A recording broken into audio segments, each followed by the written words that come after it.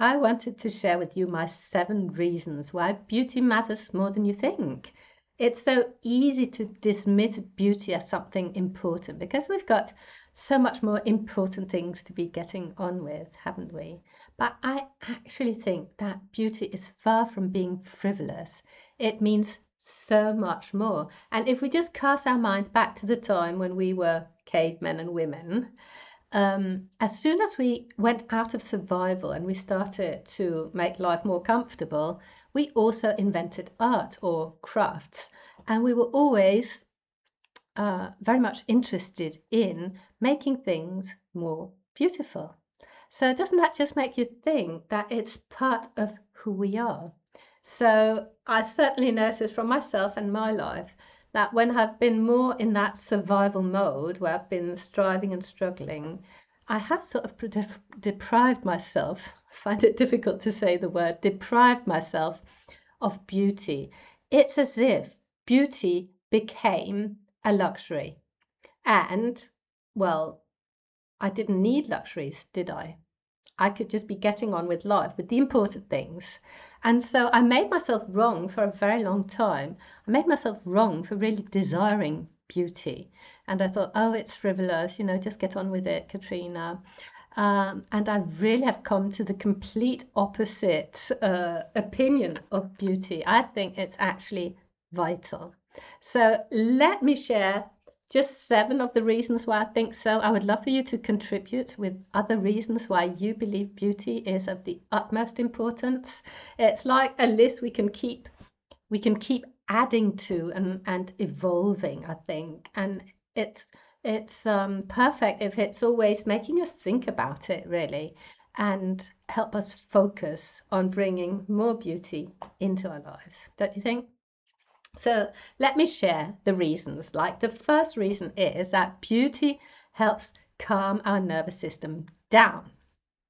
When you think about it, if you're contemplating a sunset, you are not busy worrying about what's next. You are not inventing problems that don't exist yet, and you are not preventing a catastrophe from perhaps happening in a few moments, right?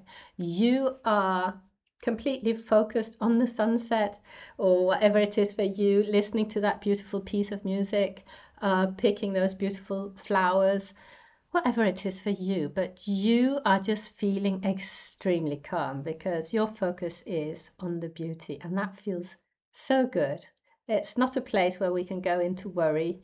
It's not a place where we can go into the stresses of life. It's not a place where we can be thinking, oh, I must be getting on to the next thing. And that brings me on to my second reason why beauty is more important than we tend to believe.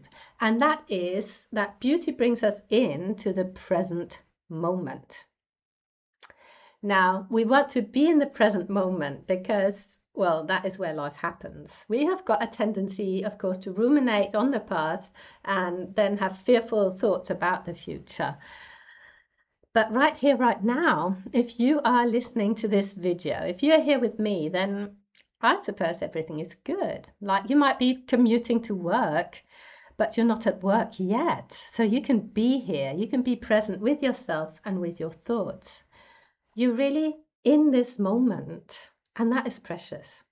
So if you can find something beautiful to look at, to smell, to taste, to hear, to listen to feel, to experience, in other words, if you can find something beautiful to engage with here in the present moment, you're also free of those worrisome thoughts, right? You're not inventing problems. You are not going down the rabbit holes. You can just exhale and be fully present. Be fully present with yourself, with your senses, and with the life that's going on around you. So my third reason why beauty is more important than we believe it to be sometimes is that it helps us focus on what we like. So we can either believe that the world is a fearful place and now I have to spot all the dangers, like I have to be vigilant, I have to be bracing against, or I have to be spotting all the possible problems. Or we can decide that life is pretty amazing. And now let me go out into life and start spotting the things that I enjoy. So we've got a thing called the reticular activating system. And that just means that our brain has been designed to focus on what we have predisposed it to focus on. So as you might know or guess, I love flowers. And so if I went on a bike ride with my best friend, who doesn't ride a bike, I don't think. But anyway, let's imagine we went on a bike ride. Now she's very much into cars. So biking around, she would notice all the models. Like she would say, "Oh, did you see that Mercedes?" Right? Or did you see that? She would be very focused on the cars, whereas I would be focused on the flowers in the ditches. I would be noticing those. And neither perspective is right or wrong. We just have this built-in faculty of spotting what we have, what we want to notice. So if we sort of preset our minds to beauty, well, then we go out into the world and we spot beauty, be it in cars or be it in the wildflowers along the side of the road. It really doesn't matter. We will notice more of that. And as we are out there noticing all the beauty, all the things we like, well, we are not noticing what's wrong. We're not noticing the things we don't like.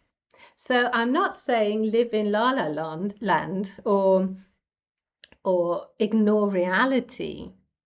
But really, can we not trust ourselves to spot something that is of danger and then allow ourselves to be more in the space of what we enjoy?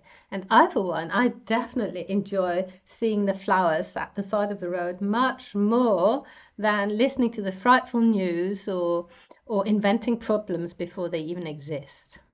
So beauty helps us focus on what we like. Now, the fourth reason beauty helps us, supports us in life, is that it reminds us that life is more than utility. So you might say, well, we have to be productive, we have to be efficient and blah, blah, blah in life. Yes, but I think we can trust ourselves to do all of that, can't we? Can we trust ourselves equally well with inventing beauty and creating beauty whenever there's an opportunity? Can we really not just focus on how can I make this moment even more beautiful? I like to think of that. So let's say that you set your table with your best tablecloth, you bring out your best china, your waterford crystal glasses, your silverware, your flowers, and making everything look really, really gorgeous. Now, was it productive? Was it efficient? Was it useful? I think so, yes, in the sense that it made you feel good. But of course, it didn't move the needle onto the next thing you're busy with, did it? But what if we could allow life to be much more than that usefulness, that productivity? And what if we could actually allow life to be more enjoyable? So, does it take more time to set a beautiful table? Yes, it does. But really, when you think of it, I'm sure you eat out of something. So what I mean, that you could be eating out of beautiful china, or you could be eating out of a bowl like a dog, couldn't you? I mean, there's everything between these extremes. So where do you place yourself? Where do you want to be? What brings you pleasure? What is the beauty you can create really in those everyday moments? And I think, like, why not create beauty in all the moments? Why not, really? So I am aware that it might take a little bit longer sometimes, but if we just allow that to be a mindfulness moment, then why not? Why not leave some of that desire to be efficient on the side and let's just tap into pleasure? Wouldn't that be lovely? And then creating those moments as we go through the day, really. I find that so rewarding. Now, my fifth reason is why I find beauty to be much more important, why beauty matters, is that it awakens our creativity. And so, of course, if we are artists, we create art, and that is creative. But the rest of us, we can really just allow ourselves to be creative in many ways. We can be creative in our businesses, in our meals. We can be creative with our children when we play with them. We can be creative in our hobbies, whatever they be. We can write poetry really on the fridge door, can't we? We can be creative all of the time. And again, that really just brings out all the enjoyment. Like, I think creativity is simply us leaving a mark on life. It's bringing some of who we are at our best into life, into our life experience, and perhaps an experience to be shared with others. So I'm all for being creative. And I think creativity is really such an underrated thing. We want to accomplish things, don't we? And then we think, oh, I have to follow a system, or there's one way of accomplishing this. But what if it was actually a creative thing? Like, you could accomplish through creativity, because how you accomplish something could be your way of accomplishing it, and that could be totally creative. So that means we can leave out those patterns and programming that tell us we must do things a certain way, and then we can allow ourselves just to feel into what it would look like if we were completely creative, or we can call it playful. What would that be like in anything we want to accomplish? Because we're really just coming from a certain perspective, aren't we? We're coming from this perspective that this is how I was brought up, this is what I was taught, these are my experiences in life. And so we just prolong that, don't we? And then we are perhaps surprised when life starts to not feel very exciting anymore. But it's because we've just been sort of on the trodden road. We've just done what was expected of us. We've just prolonged perhaps what our parents did, or perhaps what society told us was the thing to do.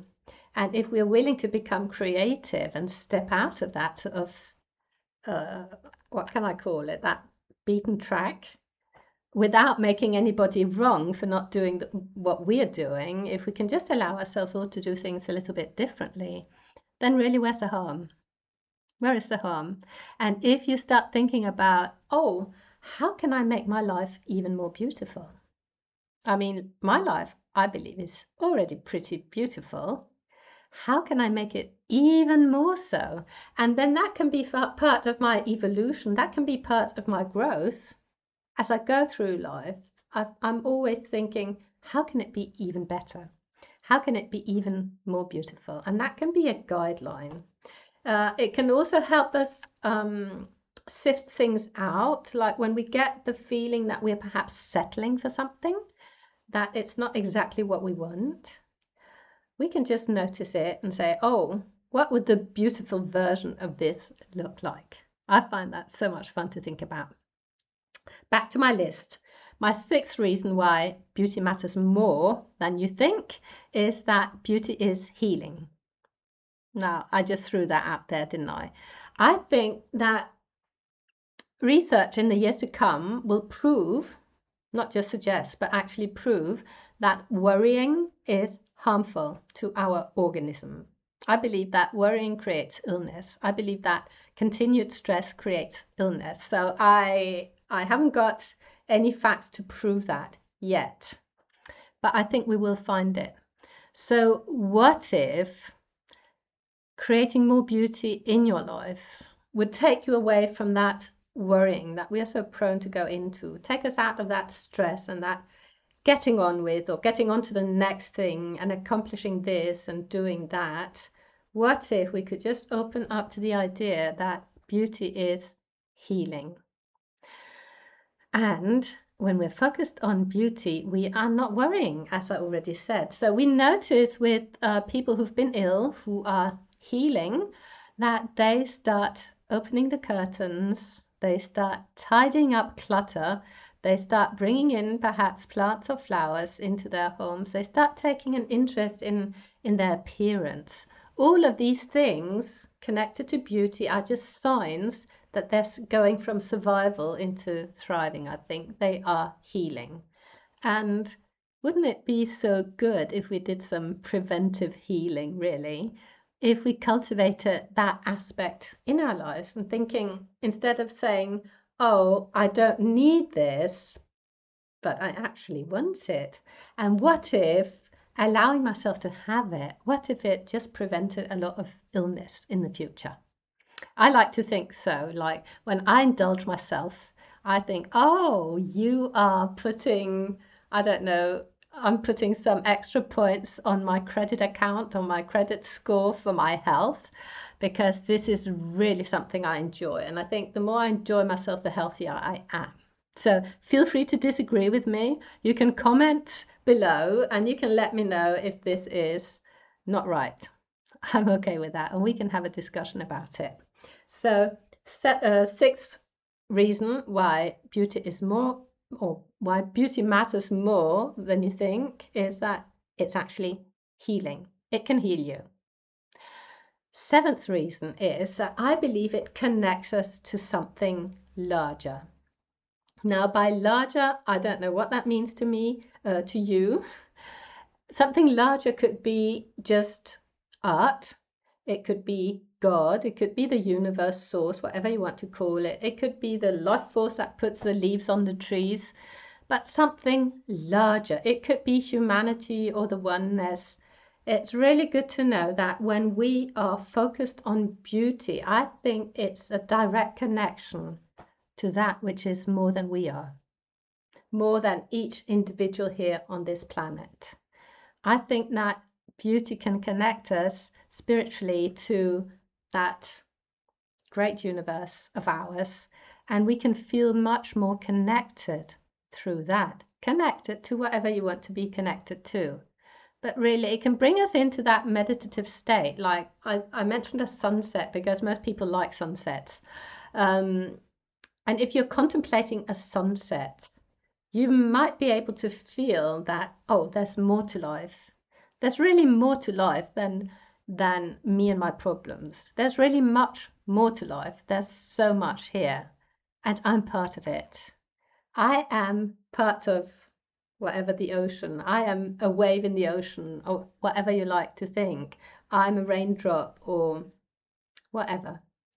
And it's really so calming, and I wanted to say blissful, to know that we are not alone, that we are part of something much bigger. And I think beauty simply reminds me. Now, you don't have to agree with these 7 reasons, and I'm sure you can come up with 12 more. I would love to hear about that. I would love for this to be like a living document, and we can keep adding to them and come up with more reasons why it is that we can really indulge ourselves, and we can start thinking about ways in which to bring in more beauty into our lives.